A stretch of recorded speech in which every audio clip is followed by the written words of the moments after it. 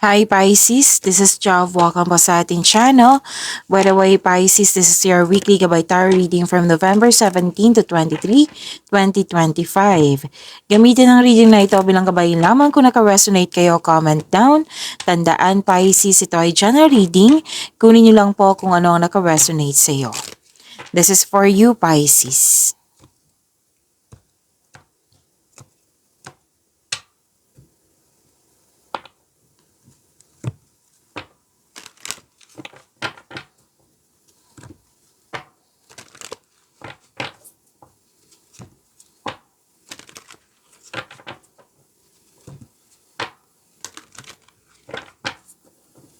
Para po ito sa iyo, Pisces.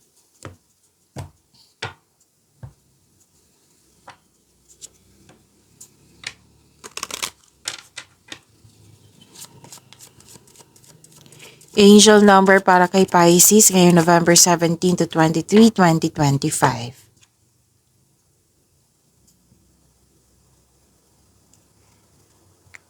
Angel number 1818. Sabi po dito, optimism. Successful manifestation of your abundance is near. Wow. Higher levels of optimism are needed as new abundant beginnings are on the horizon.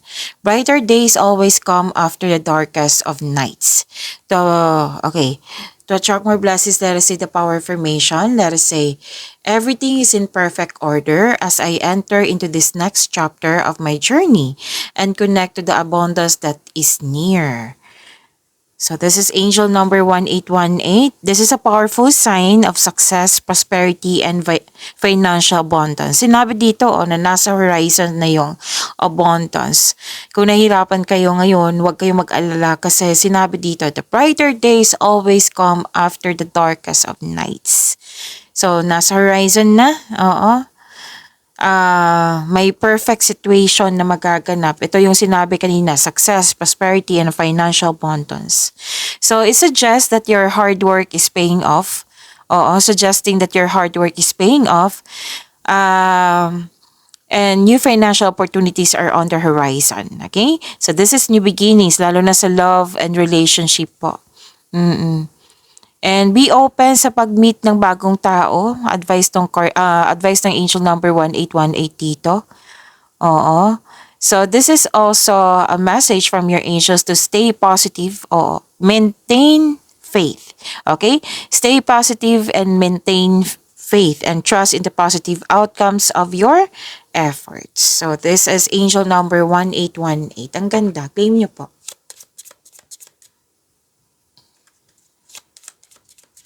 Maraming salamat po sa inyong patuloy na suporta, sa mga nag-donate, sa mga hindi nag-skip ng ads. Maraming salamat po. Sa mga hindi pa nag-subscribe, subscribe na po kayo at click bell notification para malaman nyo na may bago tayong video. Para sa mga gustong magpa-reading po, comment po kayo ng personal reading. Again, comment kayo ng personal reading and check my reply sa comment section. Okay, Pisces. Mas lumawak yung ambisyon mo sa buhay. Wow. May parating na malaking pera, Claim niyo po. Cash flow, maraming transaksyon, maraming benta, customer, kliyente. Pwede din dumating yung opportunity na makapagbigay sa'yo ng malaking pera. Prosperity is yours po. Prosperity is yours, Pisces. So, claim niyo po. This is finances, wealth. So, this is abundance, ha? Claim nyo po. Ang ganda. Okay. So, sabi kasi dito na umiwas kayo sa temptation. Pwedeng may malalaman kayo na may nagsinungaling sa iyo. Umiwas kayo sa mga rivalry, competition. Kung pwede po. Kasi magbibigay ito ng sa iyo Yung mag-overthink ka, magkakaroon ng fear, doubt, hesitation, anxiety, or worries. So, nakikita ko naman dito, Pisces, na you make yourself busy. So, tama tong gagawin mo na make yourself busy, tapos sobrang busy mo dito sa mga ginagawa mo. Kasi itong ginagawa mo, magbibigay ito ng financial growth sa iyo. Yung sinabi kanina na magbibigay ito ng malaking pera sa iyo. So, focus kayo dyan. Okay?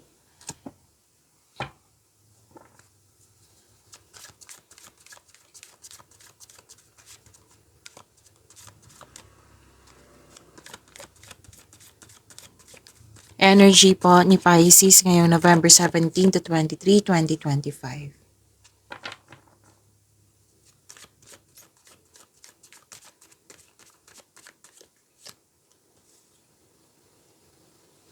Para sa mga bago dito, kung may napansin kayo na repeating message, yan po yung pinupush ng card sa inyo. Like for example, nanood ko sa inyong monthly, weekly, daily at dito din. At may napansin kayo na repeating message, yan po yung pinupush ng card sa inyo na kailangan yung bigyan ng atensyon, solusyon at aksyon kung maaari po. So na yung energy ni Pisces.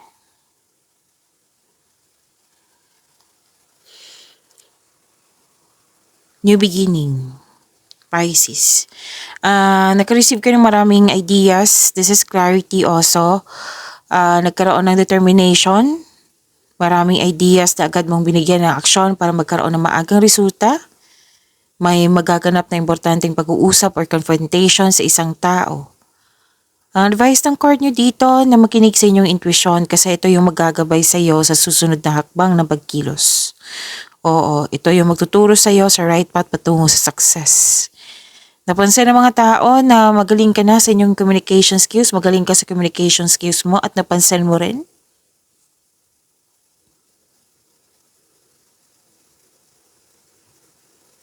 Sa mga single dito, huwag kayong mag-alinlangan na mag-invest sa bagong relasyon. Kasi mukhang may nagustuhan ka pero nag-alinlangan lang po. Oo. So may masinsinang pag-uusap ha. Nagkaroon ng bagong insights and clarity kung paano pa i-improve yung kaperahan mo, yung mga ginagawa mo dyan, pwedeng proyekto ito. And this is a sign also na kung ano man yung balak mong gawin, like, pag-level up sa inyong trabaho, promotion, pagsimula ng negosyo, this is a go signal. And this is also na success, success ito, na mas mahigit pa sa success, this is victory. So claim nyo po.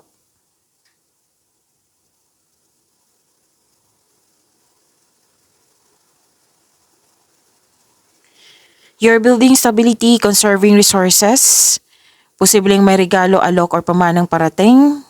Sobrang hard worker mo, matalino kayo, vinavalue mong pera at hindi ka madamot. Now, kasi may lumabas dito na about pera.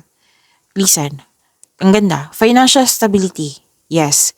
Nang dahil sa pagkakaroon mo ng pagtitipid, pag-iingat sa naipon, yayaman ka. Sabi yan ng card ha, Pisces, yayaman po kayo. Kaya pala na may lumabas dito na prosperity. Oo. So claim niyo po, nag-clarify po siya. This will lead you to have a financial abundance or personal growth. Oo, huwag niyo lang kalimutan na bigyan ng panahon yung sarili mo kasi deserve mo ito.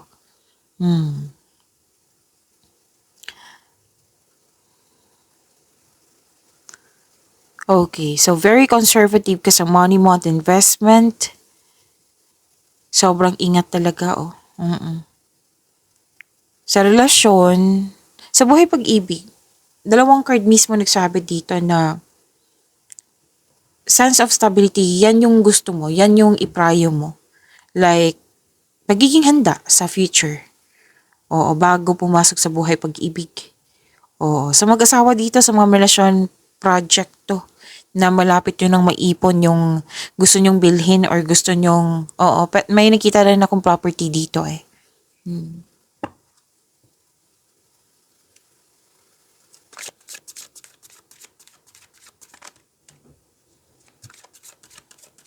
Or year-end money ni Pisces ngayong November 17 to 23, 2025.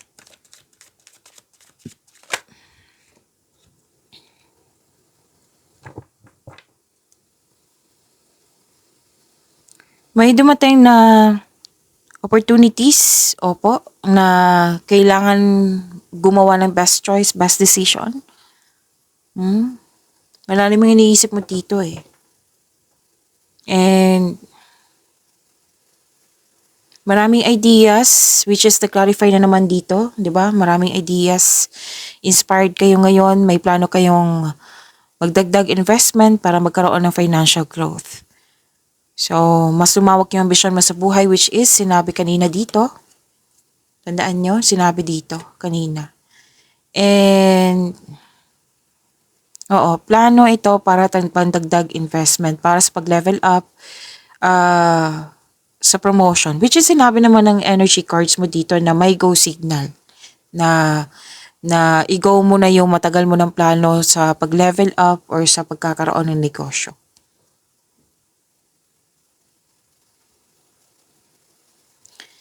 Nakikita ko rin dito na nagkaroon po ng abundance. This is abundance, new beginning. May parating na blessings, gift from the universe. Posibleng opportunities or job opportunity or unexpected sum of money. Wow. Pwede na nag-take ka ng first steps para ma-enhance o ma-increase yung kaperahan mo. So, ang pagbabago na ito ay may unlimited growth towards to your finances. Claim mo po, Pisces. Oo, dalawang card mismo nagsabi dito at dito din na may promotion na magaganap. Yung sinabi ko kanina, pwedeng dito din, yung sinabi, kunin ko lang. Diba, may sinabi ako na pwedeng maraming orders, o mga pagkakataon na makapagbigay sa'yo ng malaking pera. Lumabas dito sa dalawang card mo dito at dito din sa energy cards mo. So, magkakaroon po ng financial growth and stability. Claim nyo po. And ang ilan sa inyo mag-pursue ng another career or bagong career that will offer more stability and abundance. Okay.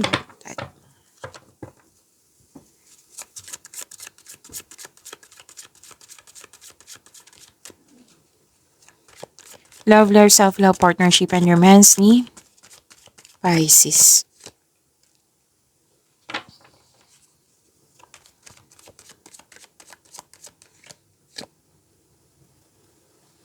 Nandito po si Angel of the Past.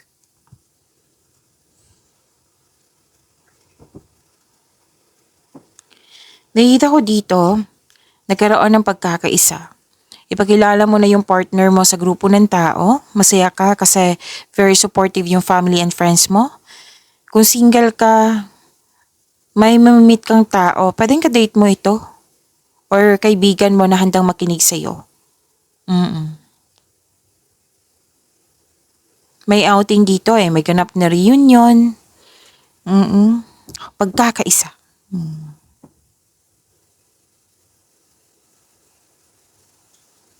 Nakikita ko rin dito na sinabi kasi ng card dito na accept your mistakes as well sa person na ito so you can successfully let the past go. Again, so you can successfully let the past go. Kasi nakita ko dito, nagkwento ka diba sa isang tao na mukhang sinabihan ka ng taong yun na let go na. Na let go mo na itong baggages na ito, let go mo na yung nangyari sa nakaraan. Oo. Kumbaga, magkakaroon siya ng forgiveness. Okay. Pasensya na po, huminto ako kasi may nag-assist ako sa bata. So, Pisces, yun po, pwedeng in-advisean ka na patawarin mo na yung sarili mo, ang sitwasyon, yung taong yun, pwede.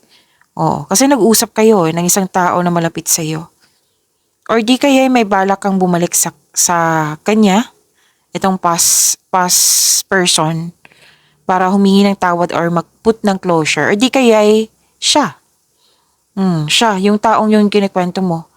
Oo, yung past person na dating malapit sa iyo, nagkaroon ng loss of connection, na may balak siyang bumalik sa iyo para humingi ng tawad at mag-put ng closure. Oo. Parati itong lumalabas sa inyo, Pisces. So, sabi ng card, kung darating na itong panahon na ito, seek forgiveness in order to move forward. Kasi balak pa ito Balak pa po ito.